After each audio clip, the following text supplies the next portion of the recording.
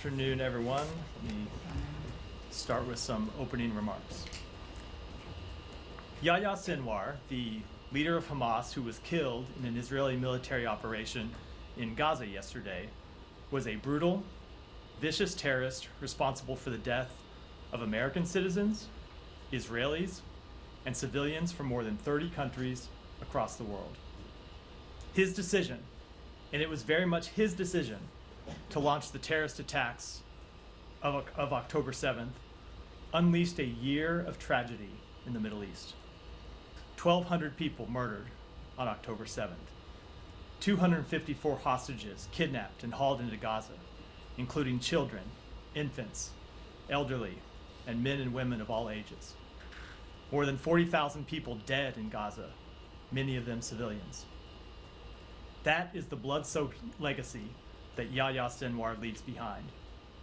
He didn't just launch this conflict, but for the past year has refused the efforts of the United States and our partners to end it, refused to return home the hostages who have been separated from their families for more than a year, refused to agree to a ceasefire proposal endorsed by the United Nations Security Council and countries around the world, and who in recent weeks refused to even negotiate at all on a ceasefire and an end to the war. There are 101 hostages who remain in Gaza, including 7 Americans. And of course, there are 2 million Palestinians who continue to suffer the consequences of Sinwar's decision to endanger their lives. The path that Sinwar wanted for the region, death, destruction, instability, chaos, is a path that we know the people of the region reject. The horrors of the past year cannot be the future, and they do not need to be the future. It is time to chart a different path. So over the days ahead, the United States will redouble our efforts to return the hostages home, to bring an end to this war, to alleviate the suffering of the Palestinian people, and to allow the people of Gaza to begin to rebuild their lives. With that, Matt. Okay, I'll start with this obviously, but please don't close the briefing without allowing me or someone else to ask about the other very big story of the day, which is, of course, the new UN partition proposal for Western Sahara. Okay. So when you say that over the course of the day, over the days ahead, the U.S. will redouble your efforts, how exactly is that going to happen? So a few things about that. First of all, as you know, we've been trying to achieve a ceasefire that returns the hostages home, alleviates the suffering of the Palestinian people, and ends the war for many months now. And the chief obstacle to reaching that ceasefire and bringing it into the war has been Sinwar, who has refused to negotiate at all in recent weeks and has said no time and time again. That obstacle has obviously been removed. Can't predict that that means that whoever replaces Hamas will agree to a ceasefire, but it does remove what has been in recent months the chief obstacle to getting one. So we're going to continue to work with our partners to try to find an end to the war. The secretary already today, while on Air Force One with the president flying to Berlin, called the Prime Minister of Qatar, who has been one of our 2 mediators, other mediators working to reach an end to the war. He called the Foreign Minister of Saudi Arabia to talk about the path forward, and he will be having additional contacts in the days ahead. Right, but what exactly does redouble your efforts mean? So it means redoubling our efforts to try and get an agreement that would bring the hostages home. Look, I'm not going to. So for the logistics. I understand what you want. So I want to know what that actually means. Redouble. Does it mean that you're going to be making twice as many calls? So you know the proposal that has been on the table for some time. We're going to be trying to push that proposal forward. We now have a different. Well, we don't know who will be on the other end of the negotiating table now, but certainly won't be Sinwar. So there's a different. It is a very different situation now. I don't want to predict too much what our efforts will look like over the course of the days, because we are just hours after what is a seismic event that changes the nature of this conflict. But we believe it is an opportunity to try and bring an end to this war, and we're determined to try and seize that opportunity. Okay, So are you going back to a place where you were 2 or 2 months ago? because I just don't, the redoubling we suggests that you're from a policy perspective and a strategic objectives perspective, what we want to achieve, we are in the same place, and we're going to continue to try to push forward the same proposals we have done with our mediators. So, okay, so redoubling does not include changes. So here's the difference. Over the past few weeks, there have been no negotiations for an end to the war because Sinwar has refused to negotiate. There's been no path to ending this war because Sinwar has refused to talk about releasing the hostages or coming to a ceasefire. We now see an opportunity with him being removed from the battlefield, being removed from the leadership of Hamas, and we want to seize that opportunity.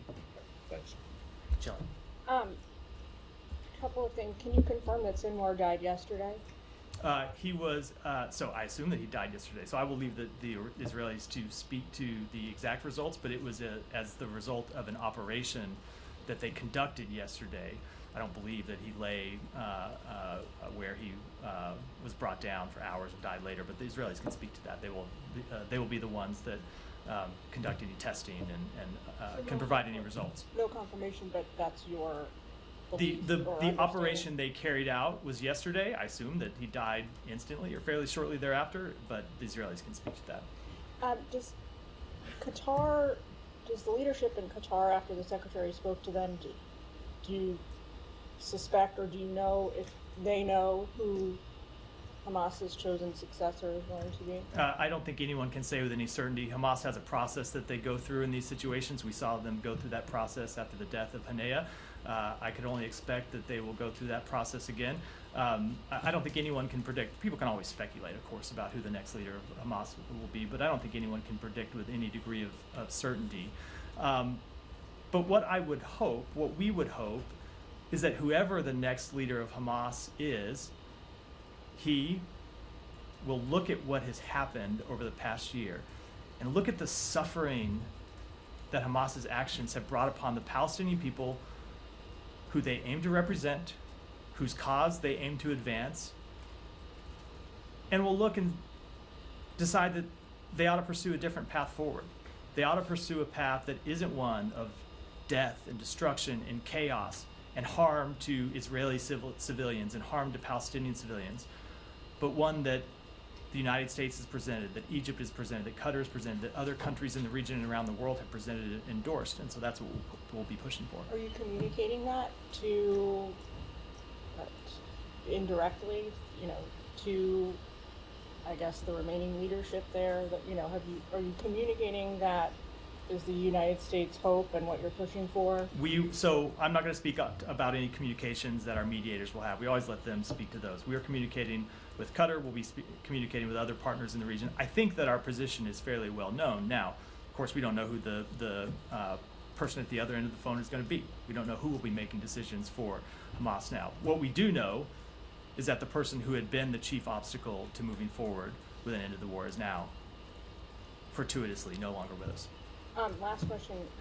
So I know that you hope this is a big opportunity for ceasefire negotiations and a deal and return of the hostages, but a little more macro, what about for a two-state solution?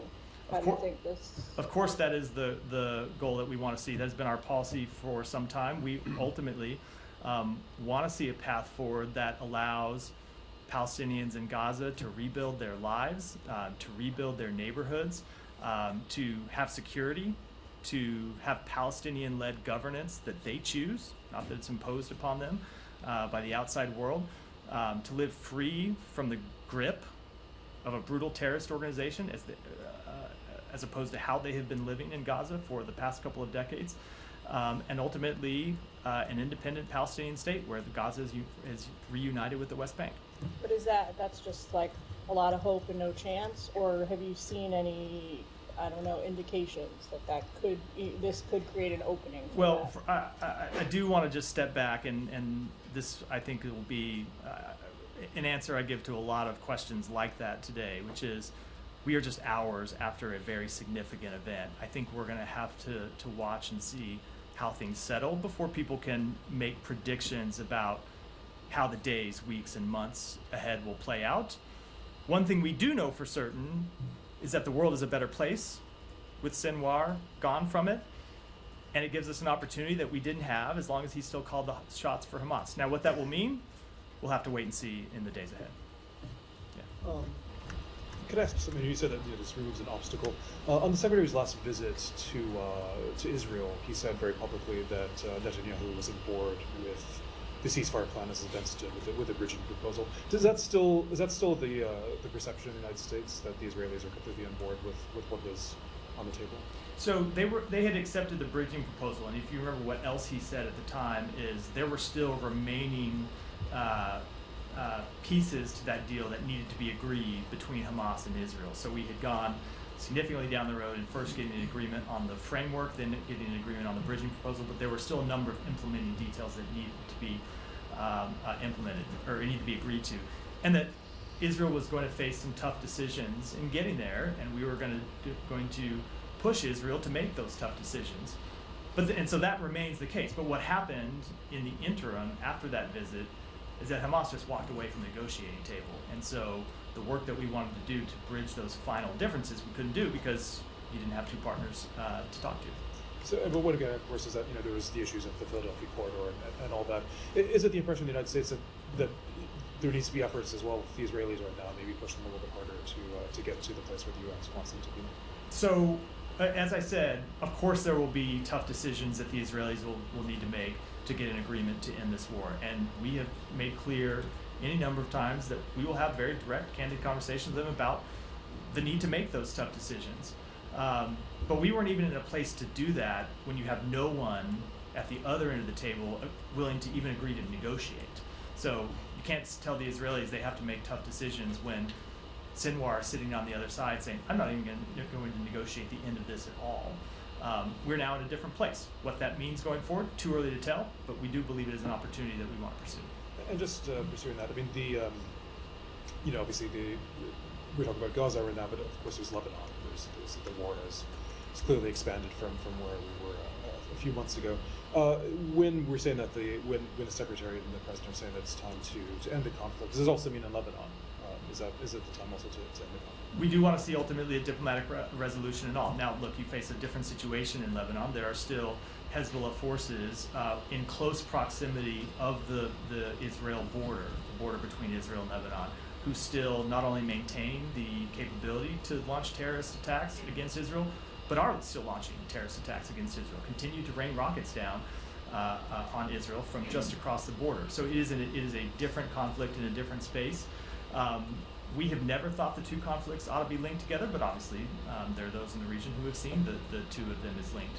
So ultimately, we want to see a diplomatic resolution to that conflict. We want to see an end to the fighting there. We want to see it done in a way that guarantees the implementation of 1701, so Hezbollah actually withdraws north of the Litani River. Since the days ago? We've had a number of conversations with the Israeli government, both as we were waiting to have this information confirmed. They notified us early this morning that they believed they had killed Sinwar, but they wanted to conduct testing to confirm it. And then we had a number of conversations, as you might imagine, at several different levels to try and confirm that information. And we'll have further conversations in the days ahead. I think as you saw the president say in his statement, he plans to speak to Prime Minister Netanyahu in the near future. You just said that the Israelis notified U.S. early this morning that they believe Sinwar was killed. Can you just give us a little bit more detail? Was that notification, did it come through this building, or did it go to the White House or the Pentagon? Do you know where that channel was? It came in multiple channels. There were people in this building who were notified. There were people in our embassy who were notified. I certainly would expect that people in the Pentagon and people in the White House were notified as well. As you know, we have multiple channels of communication with the government of Israel, and we were told over multiple channels early this morning. And you also, you and other U.S. officials in the last hour have been saying now it's a time to bring an end to this war between Hamas and Israel. But we've been watching as Israel has been conducting these counterterrorism operations in Gaza because they say Hamas is reconstituting. If the time is now to bring an end to this conflict, should they stop those counterterrorism operations? So Israel achieved an incredibly important strategic objective today, but their other strategic objectives remain. First and foremost among them, the return of the hostages, including the 7 Americans who remain held hostage. So we want to see those hostages returned home I know Israel wants to see those hostages returned home, and it's important that they continue to work to return those hostages home. But ultimately, we want to make sure that they take the strategic objectives that they have accomplished, and today was a significant one, but they've accomplished other strategic objectives over the course of the past year in degrading Hamas's military capabilities to the extent that in no sense could they launch an attack today that looked anything like the attack of last October 7th. They are in no way a functioning military force the way that they were on October 7th, though they of course still maintain significant ability to wreak havoc and launch terrorist attacks. So what we want to see from them, and this is what we'll be discussing with them, is how they take those strategic objectives that they have met and turn that into an enduring strategic victory. And from our perspective, that means a path forward in Gaza that isn't just a military path forward for degrading Hamas and continuing to fight Hamas fighters over and over and seeing 100 fighters killed and 100 new fighters join over the course of a day or a month and being in this perpetual cycle of continuing to fight on the ground there. What we want to see is a path forward that brings the hostages home and sets the conditions for the day after, where you have reconstruction in Gaza, you have actual security in Gaza, and you have a political path forward for the people in Gaza that is determined by the people in Gaza. And so those are the conversations we are going to have with the government of Israel, as well as with our other partners in the days ahead. Those are the conversations the Secretary started already today with his counterparts in Qatar and Saudi Arabia. I guess you didn't answer the question as to how the counterterrorism operations that are ongoing fit into that. If you want them to drive forth an enduring victory, you said, should they stop those counterterrorism operations because Hamas has already been dismantled to such a significant degree? Look, Hamas still does pose a threat, and Israel still has a right to take on that threat, and they still have a right to try and put pressure on Hamas and try and free the hostages that remain there. But ultimately, we think the path forward is not just to continue military operations that they will have to repeat over and over again.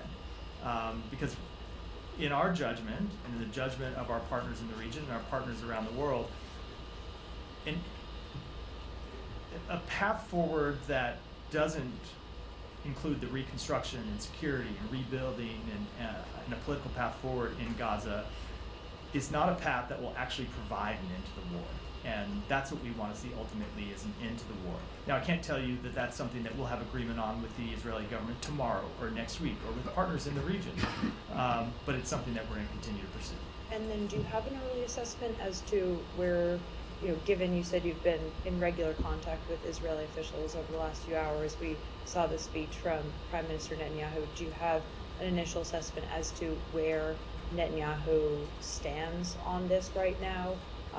If he's going to be in lockstep with the United States in driving forth an end to this conflict after Sinwar's death? So the president's going to talk to the prime minister in the coming days. I think it's appropriate to wait for that conversation. And then just last question.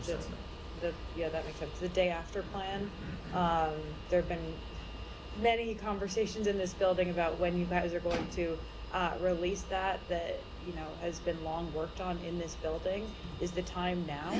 So I don't want to preview any announcements, but obviously we want to seize the opportunity created by the death of Sinwar, and that means an opportunity to end the war, and it means an opportunity to get to the day after. And so we have been working on this for months, and it's not just happening inside this building, but as you know, happening in conversations with our partners, first and foremost in the region, but also with partners in other countries around the world. And we do want to look to push those plans forward in the days ahead. I'm not going to preview any specific announcements or give any specific timing. Again, we're only hours after what is a fairly seismic event, but certainly it's something that we want to pursue aggressively in the days ahead. Thanks. Thank you. To follow up on Sean's questions about Lebanon, Jake Sullivan just said nothing in the Middle East is unrelated. So how can you delink the ceasefire in Gaza from the fighting in Lebanon and pursue these separately? So that's the point I just made, which is we have never believed that the two conflicts ought to be linked together. And just when you look at it, you're pursuing separate diplomatic resolutions with the state of Lebanon. and trying to find a ceasefire agreement in Gaza. So of course, Hezbollah linked the two conflicts, even when we didn't think they're linked, and Hezbollah's continued to link the conflicts. What we have always believed is stability brings about stability. So if you could bring an end to the conflict in Gaza, that heightens the chances of reaching a diplomatic resolution to the fight across the blue line, and that remains our assessment. And then Netanyahu said today that their task is not complete, that they will continue full force until the hostages return, and that the war is still not over. What's your reaction to those comments? Do you see them at odds at all with Biden's statement, which mentioned ending the war, and the administration's aim of trying to push forward the ceasefire proposal? So, as I said a moment ago in response to another question, they have a very real, very legitimate strategic objective that they need to continue to pursue, which is the return of all the hostages. And we have a very real interest in that objective as well, because 7 of those 101 hostages are Americans, and we want to see them return. So we're going to be in conversation with them about the best way to achieve that objective in the days ahead.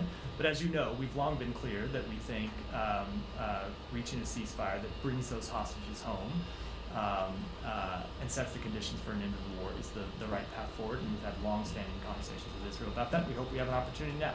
Is continued fighting a viable path for the return of hostages at all, or is it a ceasefire? So as I just said, long-term, no, we don't believe it is. We don't believe that, it's not just that whether it's a path for the return of hostages. You could see how you might return some hostages in one-off operations here and there, but no, you're not going to return all the hostages through fighting, nor are you going to achieve a durable, lasting end to the war just by fighting on the battlefield, because you kill one terrorist and see that terrorist replaced by someone else. And so ultimately, you need to find not just, you need to achieve not just military objectives, but also political objectives, and you need to create a pathway forward for the Palestinian people.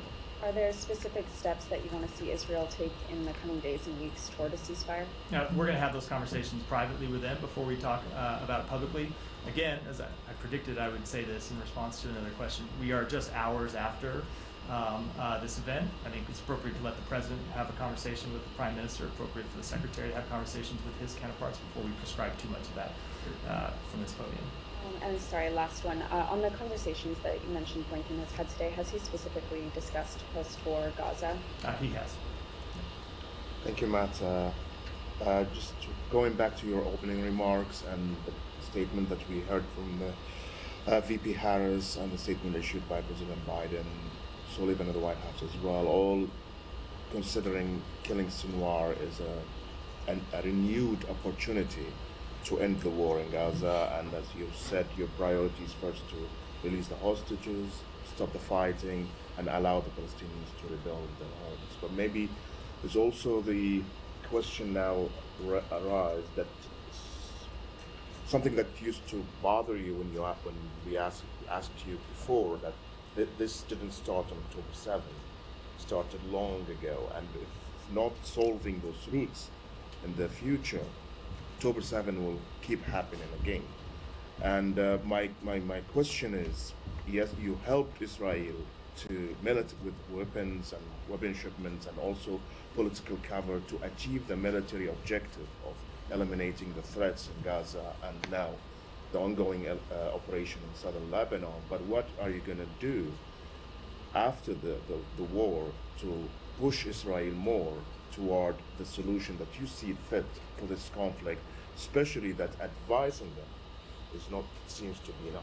So it's not just the United States making clear our views on this question, but it is countries in the region and countries around the world who have made clear their views on this question. In some cases, it's not just their views, it's their policies. So you'll recall that on a trip the Secretary made earlier this year, he went to Israel and made clear that what he had heard from countries in the region is that they were ready for a new path forward with Israel as well. There were countries in the region that were ready to put aside decades-long disputes and normalize relations with Israel, and present a new alliance of countries inside the region that would isolate Iran. So there are enormous benefits for Israel's security, for Israel's economic development, for Israel's relations with its neighbors and its standing in the world, to finding a political path forward that allows the Palestinian people to realize their aspirations. Now, I get the tension inherent in your question, which is we cannot make that choice for the government of Israel or for the people of Israel. All we can do is lay out to them the upside of ultimately moving forward with a path to a reunited Gaza and the West Bank and a political path forward for the Palestinian people. And we can lay out the risks of not pursuing that path, and the risks are well known. But it is Israel that has to make that decision in the same way that other countries in the decision have to, in the region, have to make their own decisions about the types of relationships that they want to have with Israel. Then, Matt, you must know that the world doesn't work this way. If one country doesn't adhere to UN Security Council resolutions, and in fact there will always be ways to force them toward it, whether by UN sanctions, American sanctions, more pressure on the government to abide by the international law. And the international law states that the West Bank is an occupied land, and the two-state solutions is the way forward. But I'm asking you, I know that other countries in the international community agrees with you, but you are blocking the international agencies like the UN and others from taking any action toward Israel to force it into making this decision. And at the same time, you as the most powerful Israel ally will not take these steps as well. You are just what are you doing? As I heard several times here in this briefing, you advise them, and whatever they want to do, they're going to do. Because we believe that ultimately this is a pathway forward that needs to be negotiated among the parties, not imposed upon them. And that has been the longstanding position of the United States. It will continue to be our position. But without making any predictions of what will happen in the future, the two paths that I just laid out are very stark, and they're very different paths for the state of Israel, and they're very different paths for the region. And so we and other countries in the region will continue to make clear to Israel the risks of continued instability and the real rewards of a path forward for the Palestinian people, and they will have to make their decisions just as other countries do. Does the U.S. believe right now that the hostages who are still in Gaza are at greater risk and greater danger?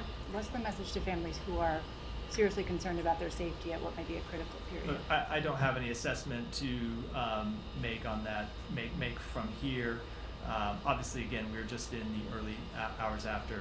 I would make clear to anyone who is considering harming any hostage, American or otherwise, that they will be held accountable. They should be held accountable in the same way that Yahya Sinwar was held accountable for murdering civilians and taking them hostages. As it pertains to any communication to the families of hostages and to their loved ones, we will give those communications privately. As you know, we have been in close touch with the families of the 7 Americans who continue to be held, and will continue to be in close touch with them about the status and the well-being of their loved ones. Okay, and so apart from reinvigorating ceasefire and hostage talks, there are no specific steps being taken right now vis-a-vis American or other hostages? The specific step that is being undertaken, which I don't mean to sound like you're downplaying in the premise of the question, that's the step that we need to take to try and get them home.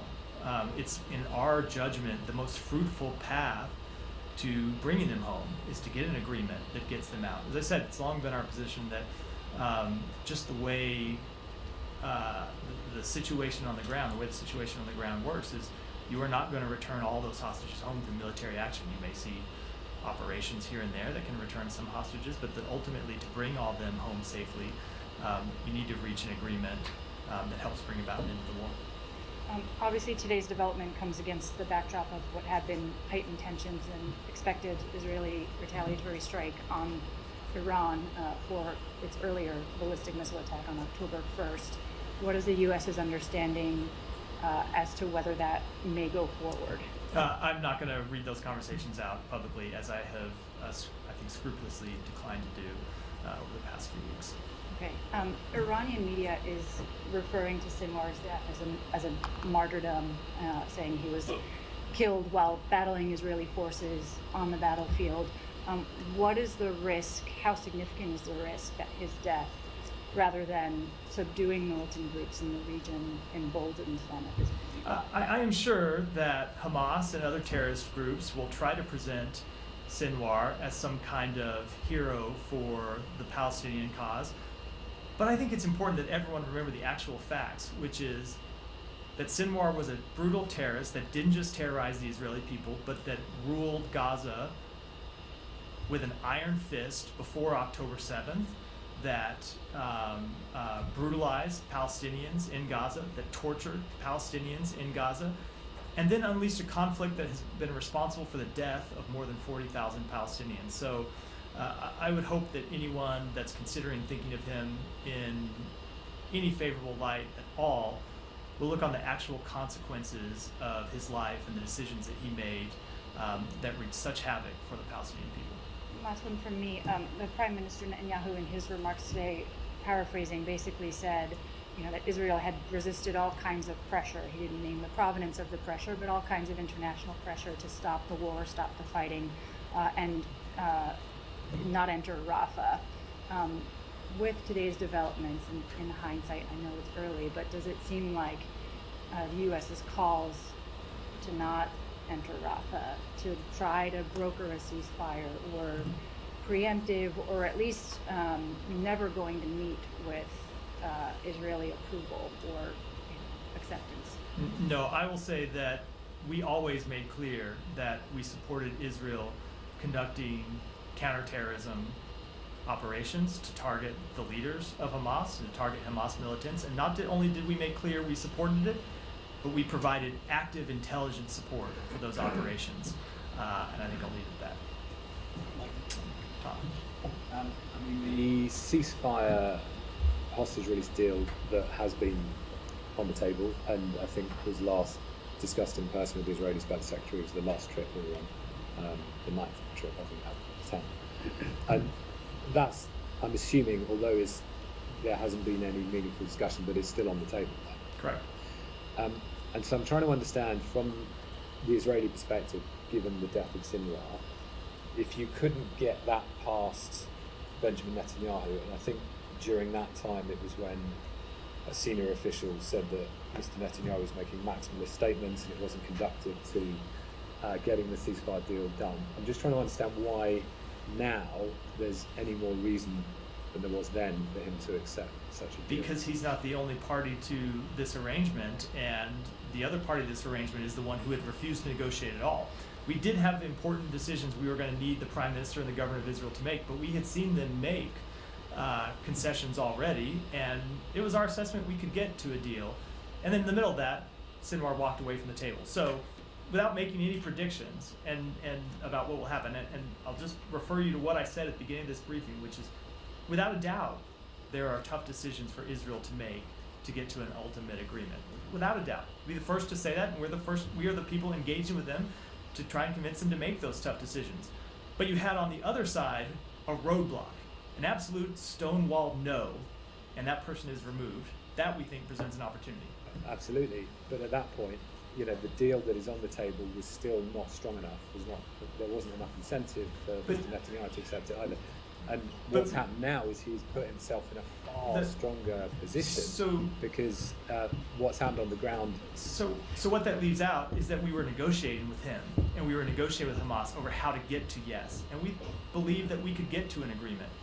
And then Sinwar ended the negotiations while we were in the process of trying to get there.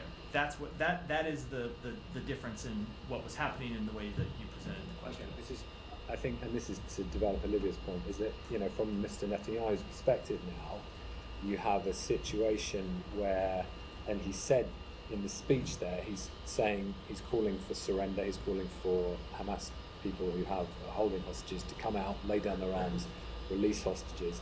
There's nothing that I can see in what he's saying about getting the hostages released and an end to the war via discussion, diplomacy, ceasefire talks. This is all about military pressure, which he is suggesting he's vindicated by, against, as he said, all the pressures.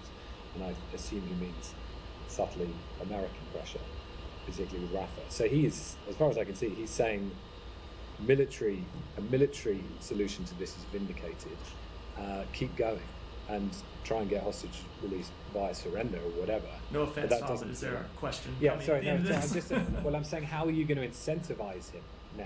Because this to him is a military vindication and a way in which to keep going, and not as you want, which is a viable Palestinian future in the Gaza Strip. He wants Israeli control effectively, with a minimal sort of local. All right, so let me get to it. So I'm asking what the incentives you're laying out. Yeah, I was saying, it still took a while to get to the question. Look, we believe the incentives are the return of the 101 hostages, and we believe the incentive is a path forward that provides increased security for Israel. And we had gotten agreement from them. If you go back and remember that even before we got to this position in July and August, where we were arguing over the implementation details, we had an agreement that Israel had accepted, that Hamas refused. So it's just not accurate to say that Israel had never agreed to, you didn't say that, I'm not trying to put words in your mouth. Israel had agreed to a ceasefire proposal that we put on the table. And Hamas didn't accept it. They came back with provisions that they wanted to change and negotiated. And then we had to bridge differences between the two parties, and Hamas walked away. So I can't tell you what the government of Israel is going to do. Direct those questions to them. We believe it is in their interest to ultimately find an agreement to the end of the war. We've seen them previously be willing to engage in those conversations. We've seen that there are proposals that they accepted. We hope now that there is a party on the other side that's willing to engage in conversations. And on that, just on the discussion with Qatar is today, is there anything you can read out about that? The discussions with the Qatari leadership of Qatar. No, nothing further. They had a discussion about it, but we have a lot of work to do in the days ahead. We intend to pursue that work. Thank you, Matt. I'm struck by how you described the killing of Sinwar as a seismic event. Really, you believe that it was a seismic event at the level of, let's say, something like a nuclear bomb or something like that? Really, it is absolutely a seismic event in the Middle East. When you look at who he was and what he was responsible for, he was someone who made the decision, and it was his, as I said at the beginning, it was his decision to launch the terrorist attacks. Someone who, after the death of Haniyeh, didn't just have military control of Hamas, but had political control of Hamas as well. And he is the person who has been the prime obstacle to ending the war and stopping the suffering of the Palestinian people. So absolutely, it is an important event. It was a firefight. He had two other people with him. I suppose we disagree about the relative importance of the death of Sinwar. I think it's a pretty important event. That's what the Israelis are saying, not me. I don't know. Now, let me ask you a couple of things. Now, you keep saying that Hamas absolutely refused. As far as all the people that were involved in negotiations from the Arab side, the Qataris, the Egyptians, and so on, they all say that Hamas agreed 100% to a proposal. It was the Israelis that rejected. They don't, Saeed. And they went on. They don't, Saeed, and that's not what happened. Okay. You and I have been through this before. That's fine. I'm just trying to, I know, but you and I have been through this before. Right. They came back with a counter proposal, which is not an acceptance of the proposal that was put forward and endorsed by the United Nations Security Council. If I give you a proposal, Saeed, and you come back and say, I agree to 7 of the things you propose, and on these 3 others I have major changes. That is not an acceptance of my proposal. But the Israeli answer was to go ahead and kill the chief negotiator, right? Who was not carrying a gun, was sleeping actually in a guest house, wasn't it? What is there a question? And I'm just saying at that point. Okay, yes, I do have a couple of questions.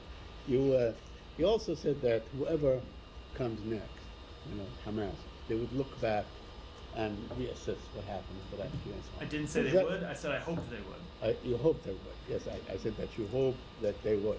Does that mean that you would be willing to negotiate with Hamas directly if someone? No. The Hamas is a terrorist organization. The United States does not engage with terrorist organizations, but of course we will engage with our mediators who engage with So what would be the incentive for this? I mean, it seems now that no one is having command and control over Hamas. I mean, probably everyone is running. What would be the incentive? It's like, how about an end to the war? No, how about stopping the death of Palestinian civilians? What more incentive should a leader of Hamas need than that? Right. Okay, but I'm saying that if someone like Sinwar, who exerted a great deal of power and control and so on, was unable to basically, negotiate or do something like this, or make sure that he could deliver Hamas. What makes you think that others can't? I don't think you should make excuses for Sinwar. He No, was no, not I'm unable not to making- negotiate. He was unwilling to negotiate. I'm Let's be taking clear your about words. it. You're saying he that had he every was- ability to negotiate and into this war, and he refused to. I'm There's saying a now, big difference. now that he's gone, probably there is no structure. I don't know. I mean, so we don't know who is in control. Maybe like maybe the hostages are in more peril. Let me ask you another question on. Let me ask you a question on. I didn't think that was a question, so I wasn't responding Let to me it. ask you a question on a proposal that is being suggested that Secretary Blinken is going to consider proposing right after the election about that the Israelis and the Emiratis and so on are coming up with some sort of the day after.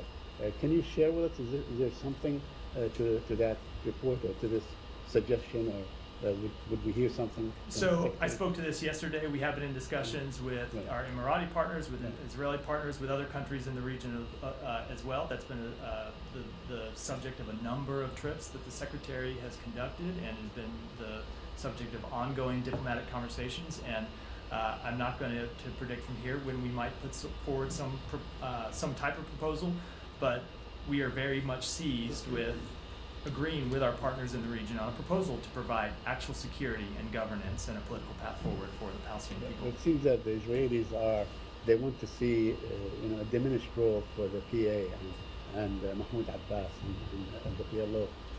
Would you agree? So we have always made clear that one of the principles to which we adhere is unified West Bank and Gaza under the Palestinian Authority control, where the people of the West Bank and Gaza can choose their leadership, not anyone else. Yeah, Michelle. Can we move to Lebanon, if you don't mind? First, how can the United States help the Lebanese people to move the political process forward when the U.S. close friend, Speaker of the House, Berry, and Hezbollah, his partner, have been blocking the election of a new president? Is the U.S. ready to put pressure on Speaker Berry to convene the parliament and elect a new president?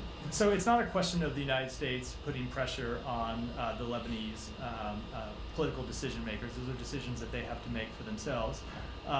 But we are engaged with multiple members of the Lebanese government, and we are engaged with our partners in the region, who we also know have been engaged with the leaders of the Lebanese government, and we have all had a singular message, which is it is time for the parliament to move forward with electing a president, finally. Now, what else we can do? We can work to strengthen Lebanese institutions, primarily the Lebanese armed forces, which we see as a bulwark for security and stability inside Lebanon, and we have supported with direct financial assistance over the past couple of decades, and we will continue to support because we think the role that they can play in providing stability, and as one of the most respected institutions in the country, is an incredibly important one, and it has to be maintained. Did you ask Speaker Berry to convene the parliament to elect a new president?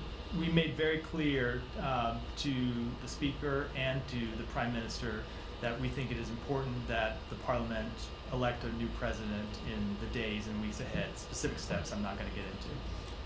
On Israel incursion, did you get any sense from Israel for how long will this military operation last in the south? I think I should let them speak to their timetables. It's not something I should do from here. And will the U.S. attend the ministerial meeting on Lebanon in Paris? I expect that we will be represented there. I don't have any announcements to make about Should it. we expect any financial aid or political announcement? So the conference is still a week away. I think stay tuned until next week to look for any kind of announcements coming out of it. Thank you. Can you talk a little bit about how much the U.S.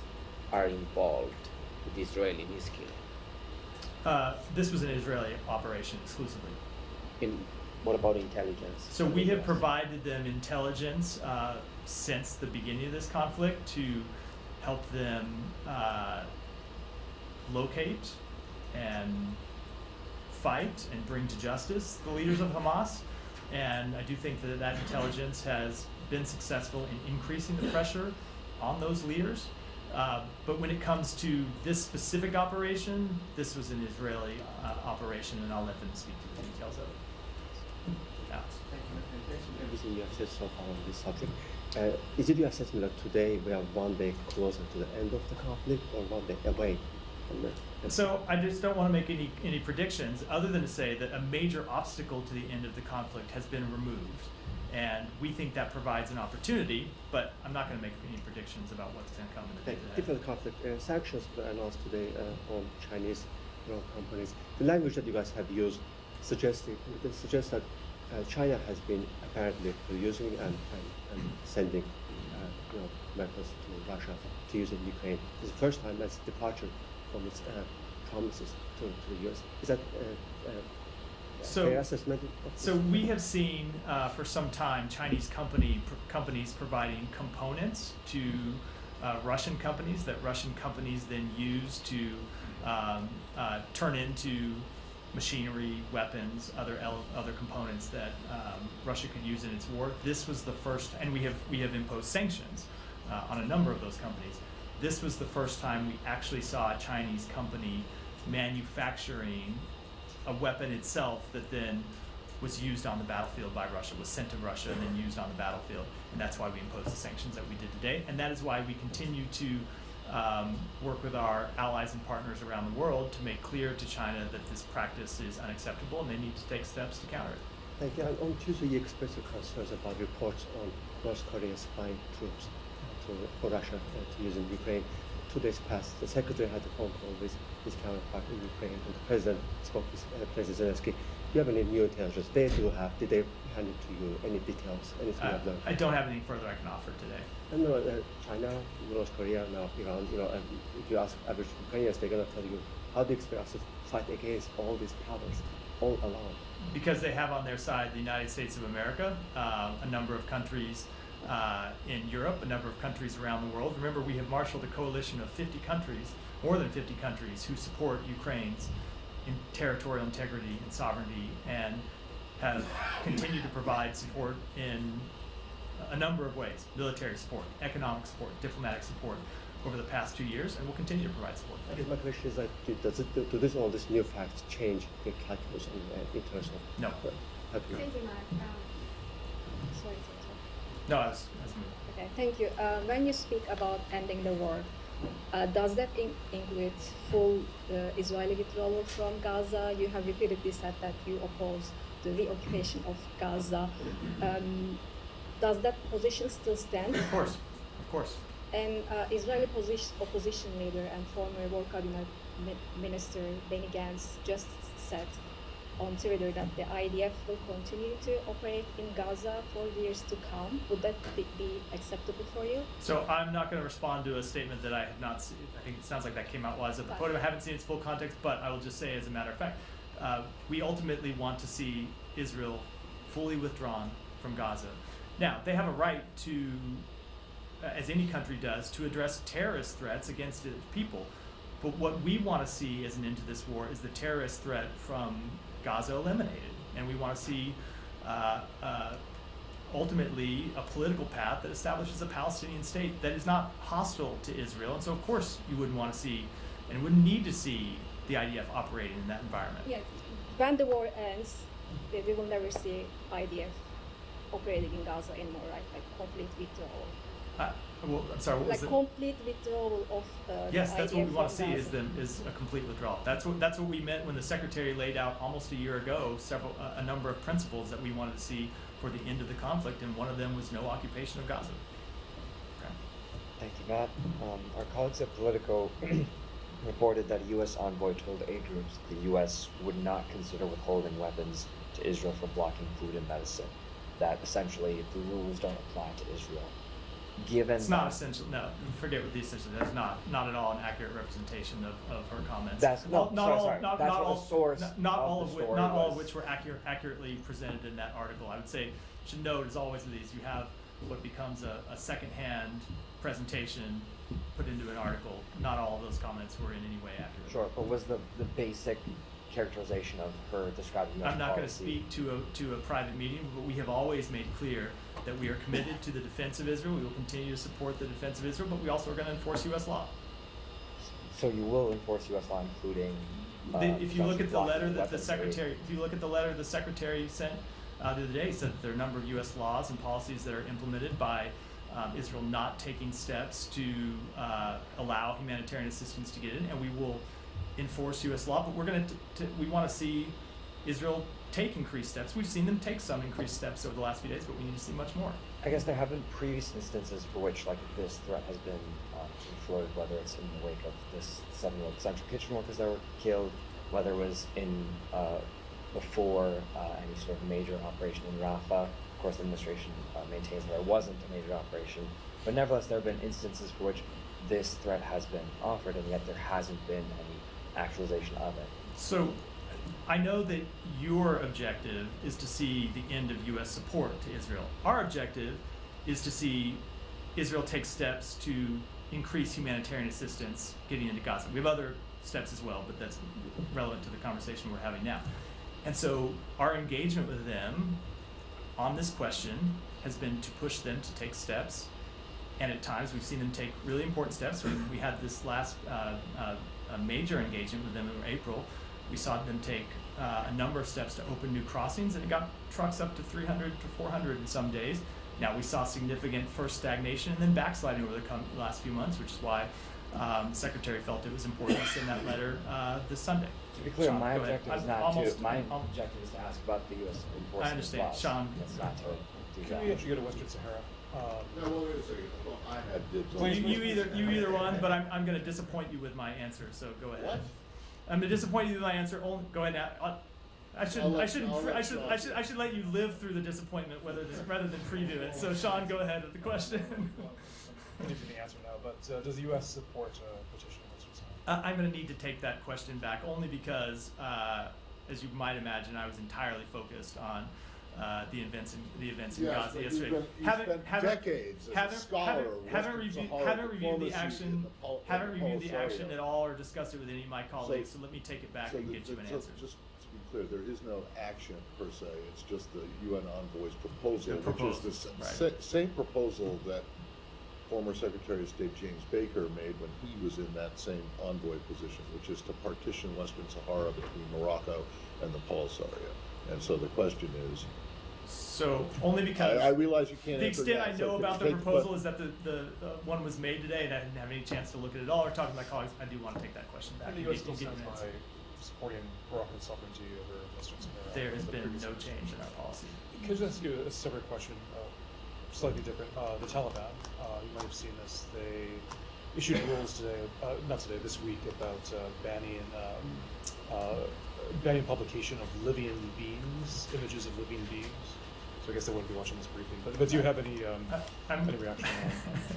I'm going to have to plead ignorance on this one too. I'm not aware. I'll take the question back and get you an answer. Go ahead, Daphne, and then we'll wrap for today. Thank you. Venezuela's interior minister said today that 3 more Americans have been detained for alleged terrorist activities. Do you have any reaction to this, and do you know when they were arrested? So we've seen the reports. We're monitoring them and gathering more information. Obviously, the safety and security of American citizens anywhere around the world is our first priority, and we're going to gather more information about this in the hours ahead. So that wraps today. Thanks, everyone. Thank you.